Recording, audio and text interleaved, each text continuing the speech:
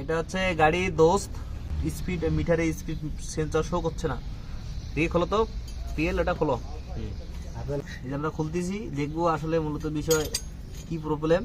এই গাড়িটা একটু আগা পিছা করো তো ভাইয়া, হ্যাঁ গাড়িটা আগা পিছা করো তো এমনিতেই, কারণ ওটা খুলবে না এখন। আমরা দেখবো আসলে এটা এখানে মিটারটা কাজ করছে কিনা, আপনার লক্ষ্য রাখুন। এই যে কাটা মাথাটা দেখি এটা ঘুরে কিনে, এখানে আমরা আগা পিছা করতেছি গাড়িটা। আগা পিছা করো, দাও সামনে করো। আচ্ছা দেখেন গাইস, এই দেখেন আমরা গাড়ি অলরেডি ইয়ে করতেছি, ঘুরতেছে না। আবার পিছাও, আবার পিছাও। দেখুন গাইস দেখেন এটা ঘুরতেছে না। এই যে দেখা তো কোনটা ঘুরবে, হ্যাঁ যে এটা ঘুরবে, এটা ঘুরতেছে না। অর্থাৎ ভেতরে যে স্পিড গিয়ারের যে ফাইবার প্রিমিয়াম দুটো আছে, প্রিমিয়াম দুটো চেঞ্জ করতে হবে। ফাইবার প্রিমিয়াম দুটো চেঞ্জ করতে হবে, চেঞ্জ করলে এটা ঠিক হয়ে যাবে। এটার কারণে কি কি সমস্যা হতে পারে? এটার কারণে সমস্যা হবে গাড়ি পিক আপ ছেড়ে দেবে,